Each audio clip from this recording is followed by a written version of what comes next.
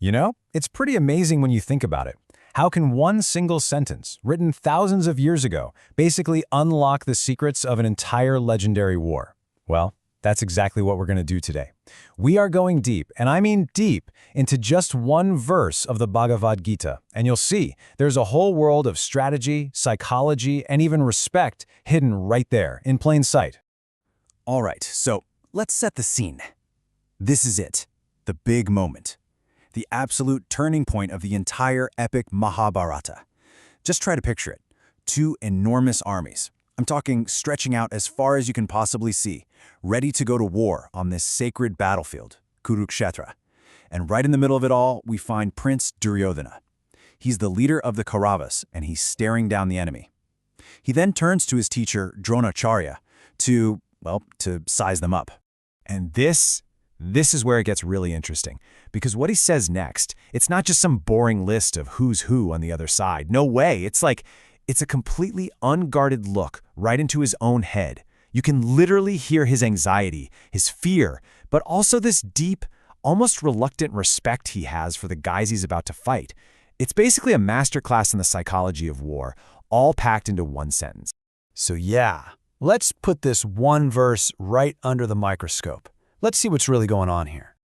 Okay, so here it is. Chapter 1, verse 6. And in English, it goes something like this. There are the mighty Udamanyu, the very powerful Uttama Ujas, the son of Subhadra, and the sons of Draupadi. All of these warriors are great chariot fighters, or Maharathas. I mean, at first glance, it just looks like a list, right? A simple list. But trust me, it is so much more than that. So to really get what's happening, we've got to break this thing down. I mean, word by word. Every single part of this sentence is important.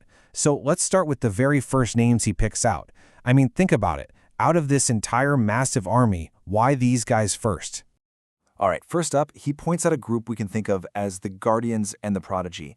And the very fact that he names them first, well, that's him basically admitting just how strong they are. So who are these first two guys, Udamanyu and Uttamajas? Now, you might think they're, top generals or something. Nope. They're Arjuna's personal bodyguards. Their job? To protect the wheels of his chariot. Yeah, you heard that right. Just let that sink in for a second.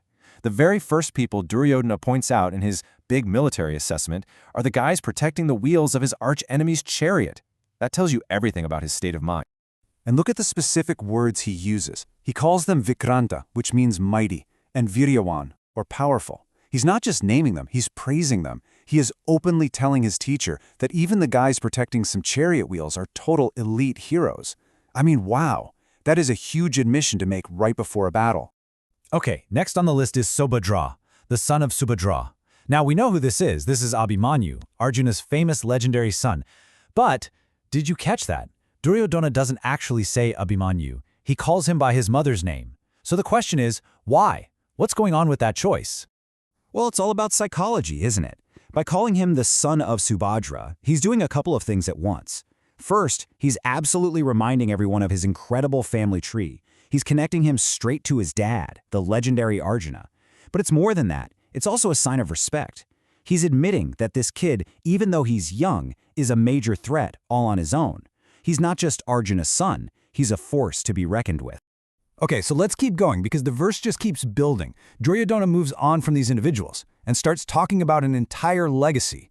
And then he finishes it all off with one of the most powerful titles a warrior could ever have in this entire story. So next, he names the Draupadaya. That's a single name for all 5 sons of the Pandavas. They're sons with Draupadi. And what he's saying here is crystal clear. I'm not just seeing my enemies, the Pandava brothers over there. I'm seeing the next generation. I'm seeing their kids. And that's the key, right? He sees the long game. He knows his war isn't just about today. It's against their entire future.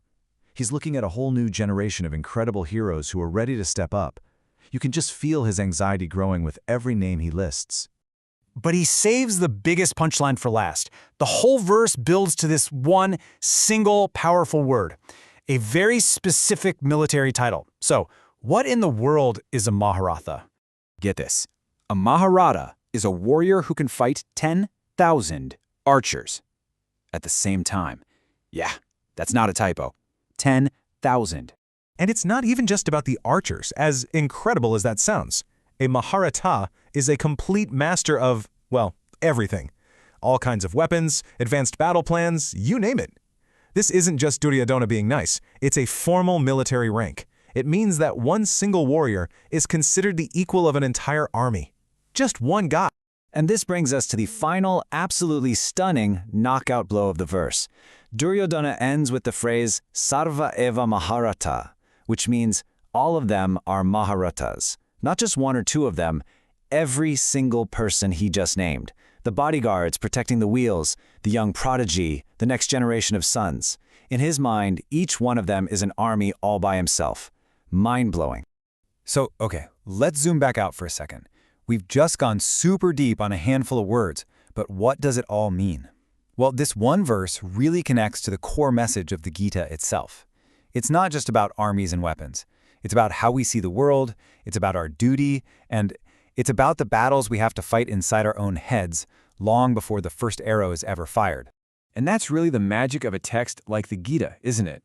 It's kind of like a fractal. The closer you look, the more detail and complexity just keeps appearing. We looked at one sentence, and what did we find? A military strategy session, a deep psychological profile, and a lesson in knowing your enemy. You know, for all his faults, Duryodhana sees his opponents with perfect clarity. The real question the Gita asks is, can he ever see himself that clearly? So that's really the bottom line here.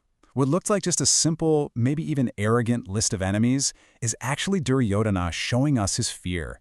It's his way of admitting, without actually saying it, that he knows exactly how powerful, how righteous the army he's about to fight really is. And that kind of leaves us with one final thought to chew on, doesn't it?